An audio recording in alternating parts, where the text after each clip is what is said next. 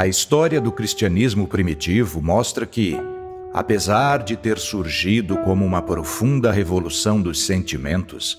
realizada por Jesus num mundo dominado pela força física e pela violência, as pequenas comunidades cristãs formadas por almas simples continuariam sofrendo o ataque daqueles mesmos espíritos inimigos que combatem o trabalho do Cristo há milênios e que há poucos anos haviam conduzido as autoridades e a população de Jerusalém ao assassinato do profeta Nazareno. Enfrentando essa batalha espiritual de tão dramático final, e não tendo ainda se recuperado da perseguição instaurada pelo então rabino Saulo de Tarso a partir de Jerusalém, um novo ataque seria perpetrado contra aquelas nascentes comunidades, valendo-se agora os milenares inimigos do Cristo de um fanatismo judaico infiltrado em Jerusalém pela invigilância do apóstolo Tiago Menor. Continuando a sua campanha para impedir o avanço da doutrina de Jesus, aquela mesma legião nefasta que impulsionou a violência inicial do Sinédrio contra o Cristo, insuflou no pensamento do novo líder em Jerusalém a equívoca ideia de que os convertidos pagãos deveriam seguir os mesmos ritos, dogmas e sacramentos do judaísmo, inclusive a obrigatoriedade da circuncisão, oprimindo-lhes a liberdade de culto a Deus no profundo e estrito campo dos sentimentos, tal como pregara com autenticidade aquele humilde profeta nazareno. O cristianismo era toda uma revolução espiritual que apresentava um estado de bem-aventurança, gerado a partir da liberdade que cada criatura tem de buscar pelo reino de Deus no seu próprio íntimo, adotando-se a máxima: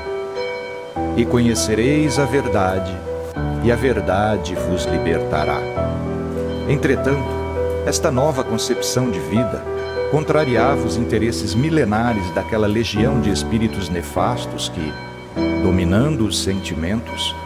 controlavam os pensamentos e os comportamentos dos homens, promovendo a iniquidade e fomentando a divisão, simplesmente para conservarem privilegiados gozos sensoriais desfrutados num vampirismo sutil junto dos poderosos e, por isso, combatiam ferozmente a mensagem libertadora do Cristo. Como essa revolução dos sentimentos atendia ao projeto do Criador de estabelecer a lei de amor em toda a humanidade, o Espírito Jesus, seu executor, combateu mansamente aquele novo ataque das trevas espirituais, permanecendo junto dos apóstolos Pedro e Paulo, sustentando-lhes o bom ânimo, inspirando neles aquela sua memória de pacificação, evitando assim a primeira divisão naquela comunidade, uma vez que esta poderia ter aniquilado ainda na infância a sua inusitada doutrina da liberdade, acorrentando-a ao superado sectarismo judaico e frustrando aquela revolucionária ideia de fraternidade universal. A intriga espiritual iniciada em Jerusalém era tão grave que já provocava divisão na comunidade de Antioquia, de modo que Paulo e Barnabé foram destacados para se encaminharem até a cidade santa para, expondo os belos frutos da Boa Nova naquela região, defenderem a liberdade dos cristãos pagãos frente àquela liderança, num encontro que ficaria conhecido como o Primeiro Concílio de Jerusalém. O Espírito Jesus precisava agir em defesa do seu evangelho. Por isso, nesta congregação, onde seriam estabelecidos os primeiros dogmas de uma doutrina para todas as igrejas, vê-se claramente sua mão protetora a impulsionar os sentimentos e o raciocínio dos apóstolos Pedro e Paulo no rumo de uma solução que conciliasse fé e razão. O Espírito do Senhor pairava incessantemente sobre aquelas cabeças apostolares, inspirando-as. Por isso, durante aquele episódio, Paulo de Tarso, libertando-se de vez de sua formação farisaica, desenvolveu um raciocínio que anteciparia em 18 séculos a dedução do filósofo Immanuel Kant, exposta na sua obra A Religião nos Limites da Pura Razão, ao mostrar que, acima de quaisquer manifestações exteriores, a revolução espiritual de Jesus estabelecia uma fé racional e uma doutrina da virtude como a mais perfeita fórmula da liberdade no mundo, única via para a verdadeira felicidade. Paulo de Tarso, que até a sua conversão se comportava como hebreu filho de hebreus e modelo de fariseu, diante daquele conflito doutrinário, assumia agora a primeira defesa dos direitos dos pagãos a uma plena vivência com o Cristo, mostrando a contradição que era impor-se aos gentios as mesmas exigências do culto exterior judaico, lembrando que Jesus apresentara o reino de Deus como estabelecido não em formalidades exteriores, mas na profunda intimidade de cada espírito. Essa lógica infalível do mestre nazareno defendida por Paulo de Tarso, que distinguindo as necessidades do corpo das essenciais carências do espírito mostrava a verdadeira religião da liberdade, só viria a ser recuperada sob argumentos racionais por Kant no século XVIII da nossa era, e 100 anos depois desse filósofo deduzir o conceito de fé racional, por Allan Kardec, quando, orientado também diretamente por Jesus, que agora retornava como o Espírito da Verdade para completar os seus ensinos sobre aquele reino, este pedagogo francês organizaria com metodologia científica e filosófica o Espiritismo, comprovando a verdadeira essência espiritual do ser humano. Naquele primeiro encontro doutrinário na Cidade Santa, com a sua inspirada palavra de fé,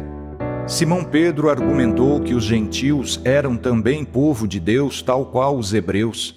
e a prova cabal dessa eleição era a visita constante que a comunidade de Antioquia recebia do Espírito Santo, a pleiade de espíritos elevados que com ela se comunicava por meio de intensa e frutífera atividade mediúnica. Com a palavra, Paulo de Tarso, valendo-se dos seus cabedais filosóficos, destacou os direitos dos povos à plena liberdade do culto cristão, mediante os mesmos argumentos que seriam em breve registrados na sua carta aos Romanos, capítulo 2, versículo 29. Certamente a circuncisão é útil se observas a lei. Mas, se és transgressor da lei, tua circuncisão torna-se incircuncisão. Se, portanto, o incircunciso guardar os preceitos da lei, porventura sua incircuncisão não será considerada circuncisão? E o fisicamente incircunciso, cumpridor da lei, julgará a ti que, apesar da letra e da circuncisão, és transgressor da lei. Pois o verdadeiro judeu não é aquele que como tal aparece externamente, nem é verdadeira circuncisão a que é visível na carne, mas é judeu aquele que o é no interior,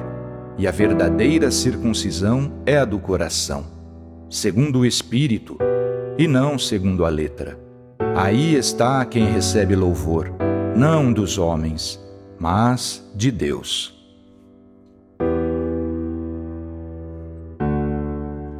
Esta seria a orientação preponderante para uma verdadeira experiência com o Cristo nos 3 primeiros séculos da nova era. Uma vivência religiosa pautada exclusivamente nos sentimentos de fraternidade universal. Entretanto, atendendo à lei do progresso e ao princípio da reencarnação, os espíritos se revezam nas lideranças de todos os movimentos humanos, de modo que aquela verdadeira religião tantas vezes defendida por Paulo de Tarso sob intensas ameaças da própria vida, seria desvirtuada a partir do século IV da nossa era, com a romanização da Igreja cristã e a adoção de uma liturgia de cultos exteriores. Assim, tornada a religião oficial do Império Romano, o cristianismo mesclou o judaísmo de Tiago Menor com o paganismo imperial, resultando num sofisma dogmático muito distante da síntese libertadora realizada pela divina filosofia do seu profeta inspirador. Naquele primeiro concílio de Jerusalém, felizmente, venceria a verdadeira doutrina de Jesus, estabelecendo-se as bases para uma religião natural sem máscaras. Paulo e Barnabé retornam de Jerusalém para Antioquia, portando a garantia da plena inclusão dos gentios na salvação proporcionada pelo Cristo, sem quaisquer exigências de posturas exteriores senão aquelas de uma apropriada virtude ética. Seguem com eles Judas Barsabás e Silas, além de João Marcos, o futuro evangelista, sobrinho de Barnabé, que abandonara a primeira viagem apostolar pela Ásia, mas ainda engajado na pregação cristã na Cidade Santa. Em Antioquia, motivado pela vitória em defesa da liberdade dos gentios, Paulo sugere a Barnabé retornarem às comunidades da Galácia visitadas quando da primeira peregrinação, transmitindo essas boas novas e confirmando a doutrina do Cristo entre aqueles já tocados corações, esperançosos de novas conquistas para o Senhor. Barnabé recebe a sugestão com entusiasmo, mas, num fato que evidenciaria mais uma vez o ataque espiritual trevoso sob o qual se encontrava aquela nascente comunidade cristã, manifesta o desejo de conduzir novamente o seu sobrinho João Marcos. Paulo, argumentando a imaturidade do jovem para as dificuldades que novamente enfrentariam, evocando a precedente fuga do rapaz às primeiras responsabilidades que lhe foram confiadas na peregrinação anterior, recusa-se a levá-lo. Não concordes os apóstolos quanto a essa questão? Partem para a nova jornada em nome do Cristo, seguindo caminhos distintos. Barnabé, acompanhado de João Marcos, segue para o Chipre, e Paulo, conduzindo seu novo pupilo, Silas, que não mais regressara a Jerusalém, retoma a rota das cidades já visitadas nas montanhas do seu amado Tauro. Barnabé desapareceria das Escrituras Sagradas,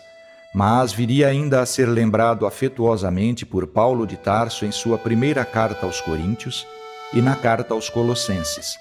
quando, mostrando o dever dos cristãos de não guardarem mágoas e valorizarem a verdadeira fraternidade, o apóstolo já tinha novamente incorporado ao seu grupo de evangelizadores o sobrinho daquele, João Marcos. Depois de atravessarem as regiões da Cilícia, passando por sua amada Tarsus, apresentando satisfeito a carta de libertação dos gentios obtida no Concílio de Jerusalém, Paulo e Silas alcançam as cidades de Derbe e Listra, onde conhecem um jovem discípulo convertido quando da sua primeira viagem apostolar com Barnabé por aquela região, chamado Timóteo, filho de mãe judia e de pai grego, do qual todos os fiéis de Listra e Icônio davam bom testemunho. Solicitado pela mãe do jovem e pressentindo a devoção do menino que seria considerado por ele no futuro como a um filho, Paulo consente que o mesmo se incorpore ao pequeno grupo de pregadores, partindo os três em busca de cobrirem todas as províncias romanas da Ásia Menor. Ao chegarem na distante região da Mícia, intentavam encaminhar-se para a Bitínia quando, em novos fenômenos mediúnicos realizados por meio de Paulo, o Espírito Jesus fez valer mais uma vez a sua coordenação nesse plano de evangelização dos povos, impedindo aquele trajeto. Tentaram seguir em direção à Mícia naquela mesma região, mas, conforme relata Lucas, o Senhor impediu. O Espírito de Jesus não permitiu.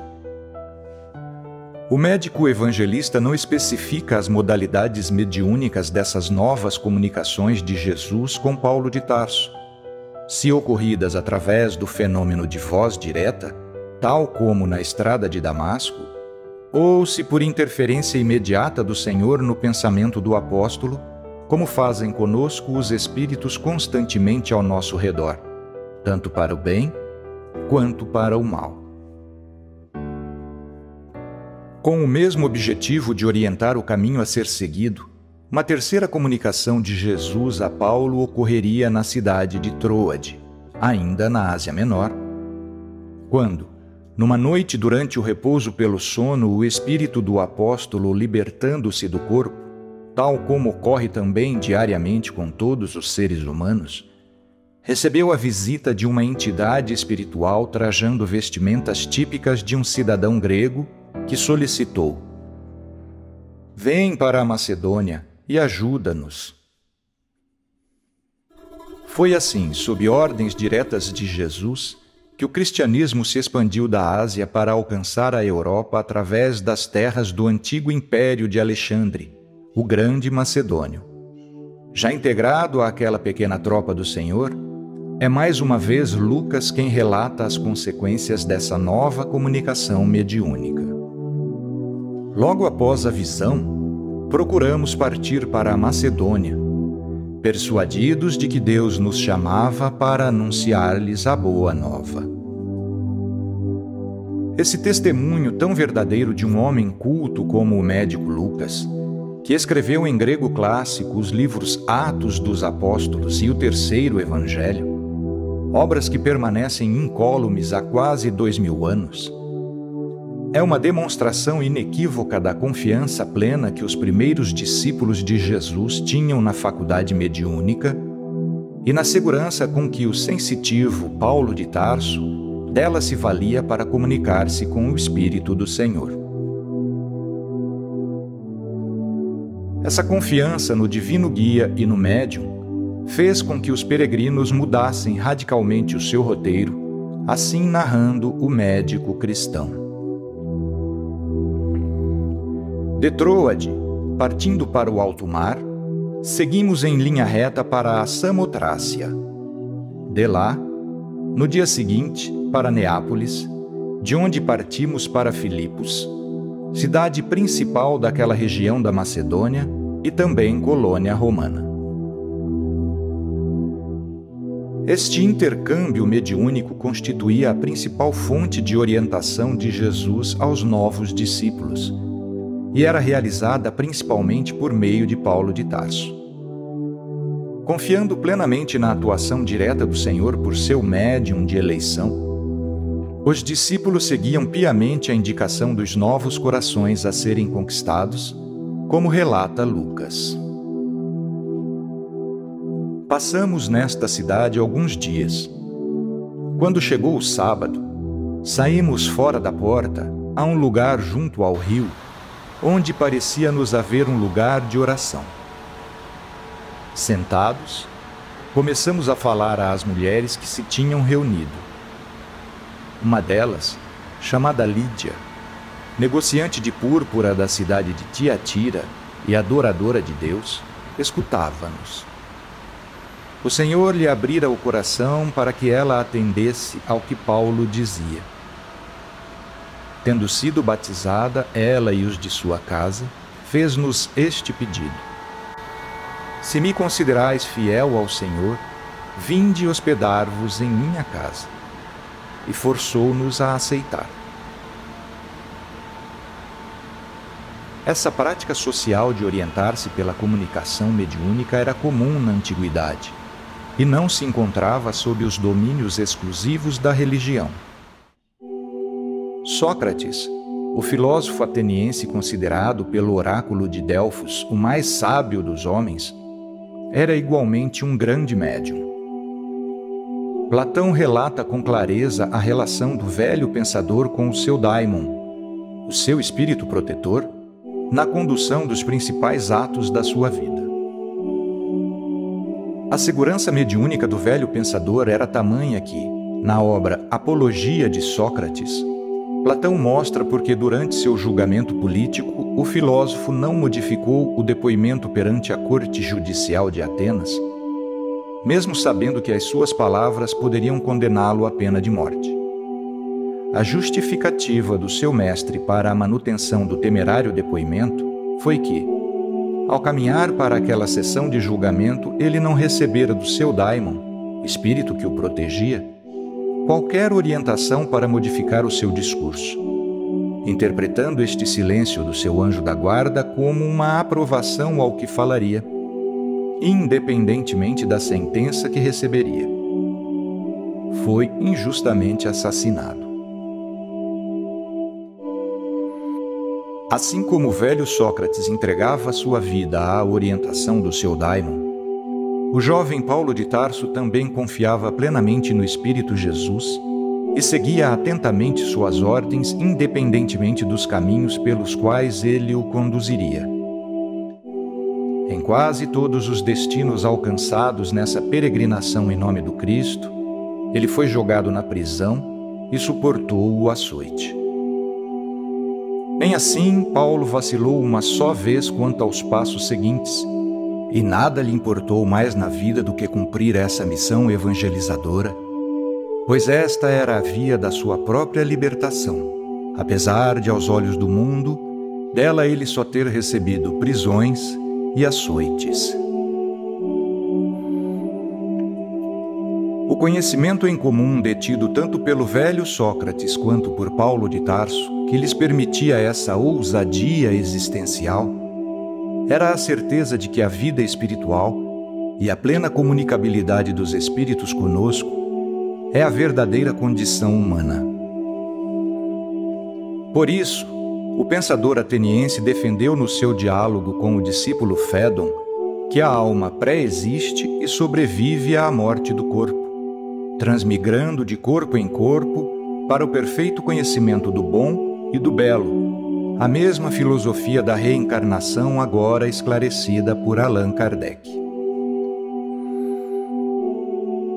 Sócrates obteve essa certeza por meio dos mesmos recursos teóricos e práticos que Pitágoras, seu antecessor,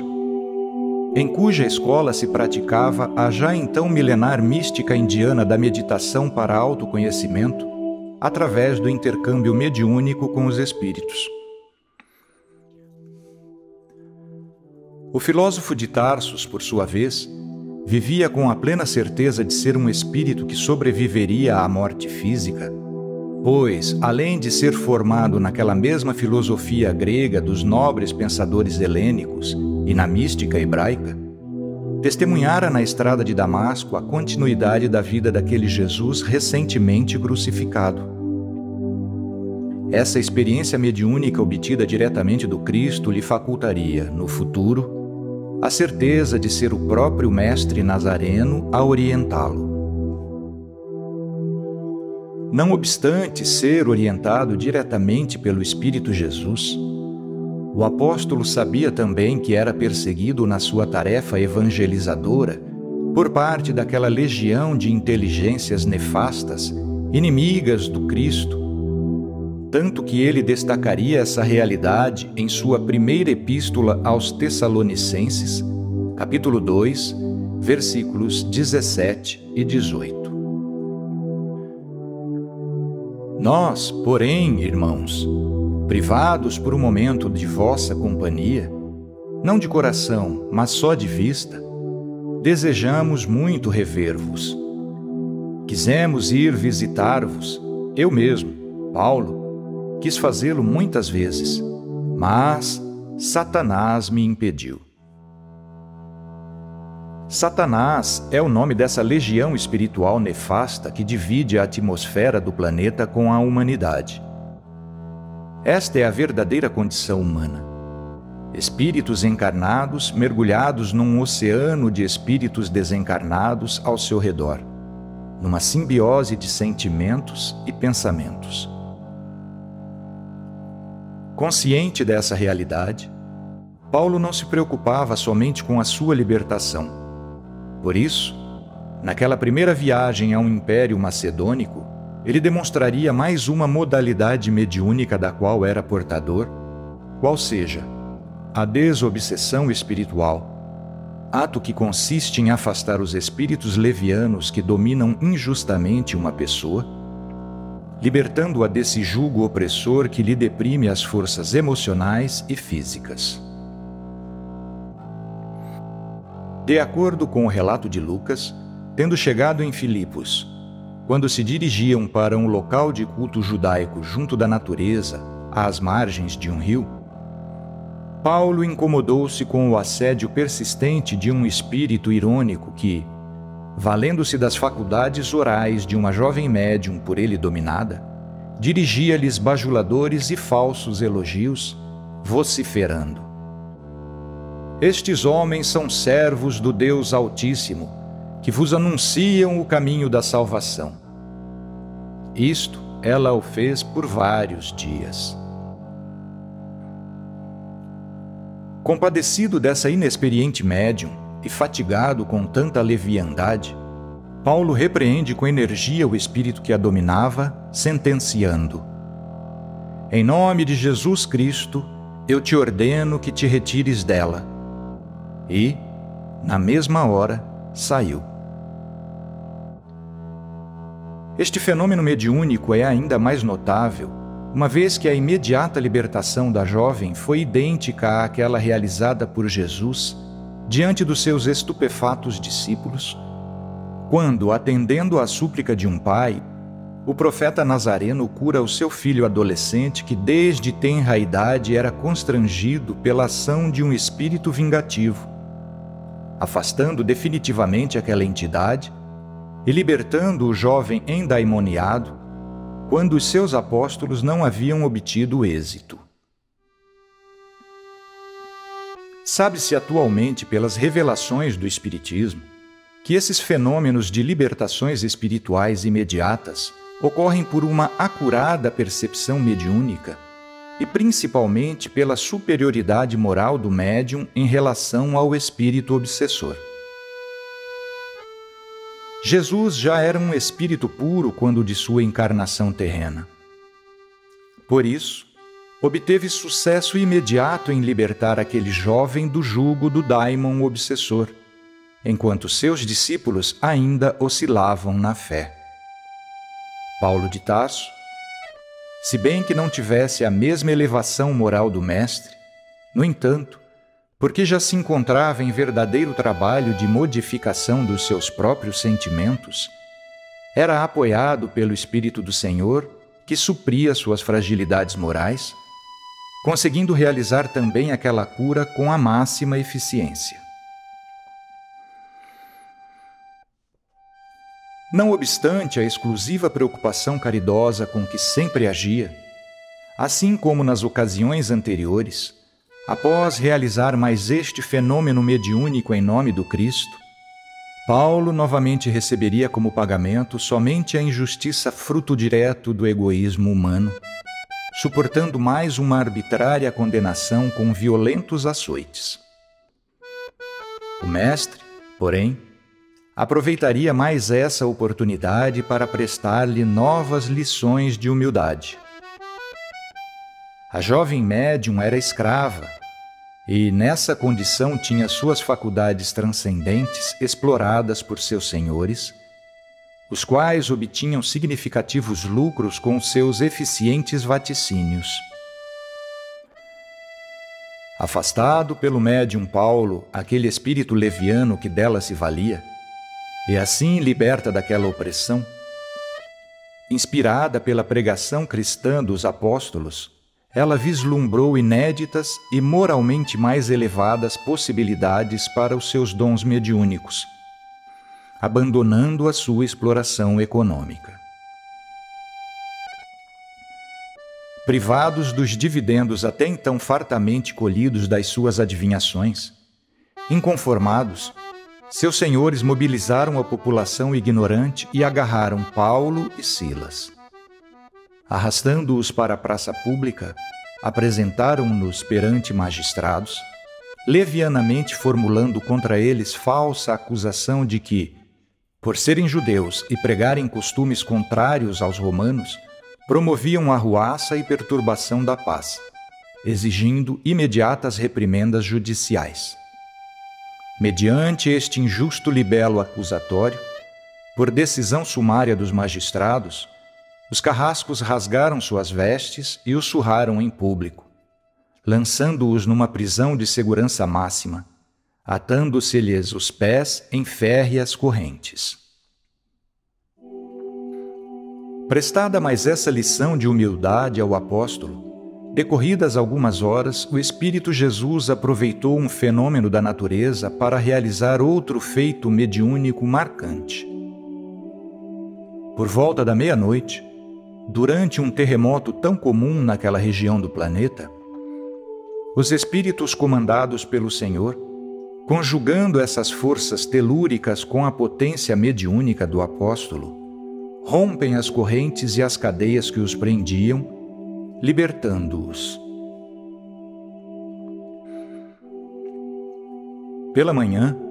ao ver as portas das celas abertas e julgando-se comprometido perante a lei do César pela fuga dos prisioneiros,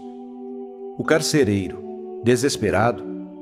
atendendo a um impulso nefasto a ele imposto por seus inimigos espirituais e por aquela mesma legião trevosa que buscava impedir o trabalho de evangelização dos apóstolos, intenta suicidar-se, no que é imediatamente impedido por Paulo de Tarso, que grita em seu socorro, sustando aquele desatino. Este exemplo de ética e de verdadeira fraternidade da parte dos prisioneiros converte o funcionário de Roma, que os conduz até à sua casa, curando suas feridas e alimentando-os, funda ali mais um núcleo de estudos evangélicos para a prática do amor cristão naquelas novas terras macedônicas. Diante daquele inusitado fenômeno mediúnico de natureza física que lhes parecia miraculoso, os magistrados de Filipos, arrependidos, determinam a soltura dos prisioneiros, suplicando-lhes escusas. Paulo de Tarso, visando fortalecer os domínios do Cristo naquela região, evidenciando a injustiça daquele encarceramento e flagelação, evoca pela primeira vez o seu título de cidadão romano, exigindo a presença daqueles juízes para realizarem pessoalmente a sua libertação, no que foi prontamente atendido, para a admiração da população. Ambos os episódios mediúnicos ocorridos na chegada dos apóstolos à Macedônia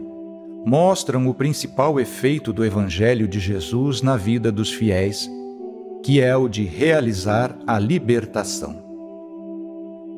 Tanto a quebra da prisão espiritual da jovem médium, fenômeno transcendente de ordem moral, quanto a ruptura das cadeias férreas que atavam os apóstolos realizada pela mediunidade de efeitos físicos, da qual Paulo era também portador, foram produzidas sob a coordenação do Espírito do Senhor, a fim de que a liberdade fosse destacada como o principal valor do ser humano. A sequência temporal com que os dois fenômenos ocorreram revela não apenas os benefícios dessa potência humana que é a mediunidade, desde que conduzida para o bem, mas principalmente a divina pedagogia moral de Jesus, que é tanto a causa quanto a mais elevada finalidade para a prática mediúnica. Os germens desta faculdade são inculcados pelo Criador em todas as criaturas inteligentes no momento da criação, que os desenvolve na sua infinita evolução reencarnatória até atingirem a perfeição espiritual, como perfeito é o Pai que está no céu, realizando assim o Nirvana e a plena libertação da roda da Sansara, o ciclo das reencarnações. Sócrates viveu e morreu com liberdade porque era plenamente consciente de que a verdadeira condição humana é a da pré-existência e transmigrações das almas. Paulo de Tarso, realizando cada dia mais plena comunhão de sentimentos com o Cristo ressuscitado, mesmo tendo rompidos os seus grilhões por atuação mediúnica junto do Espírito Jesus, não fugiu, preservando a vida do carcereiro e cumprindo a verdadeira ética cristã de dar a César o que é de César. Foi assim que, atendendo pacificamente às recomendações do Mestre de Nazaré, o apóstolo dos gentios nos deixou imorredora lição de que é libertando que se é libertado.